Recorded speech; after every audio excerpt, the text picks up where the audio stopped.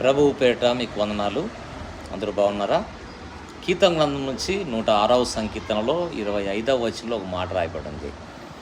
అక్కడ మొదలైనటువంటి మాట, యెహోవా మాట ఆలకింపక వారు తమ గుడారములో సనుక్కోండి. మానవ జీవితంలో సనుగుళ్ళు గొనుగుళ్ళు ఉండడం వల్ల దేవుని రాజ్యాన్ని చేరుకోలేము. ప్రేమతో ప్రభువు దగ్గర ఆయన మాట విని బ్రతకాలి, దాని ప్రకారంగా జీవించాలి. గుడారంలో సనుక్కోవడం అంటే ఈ దేహంలో కూడా సనుగుళ్ళు గొనుగుళ్ళు ఉన్నాయి. ఆనాడు ఇశ్రాయేలు ప్రజలు తమ నివాసాల్లో సనుక్కున్నారు. ఆ దేవునికి వినపడింది.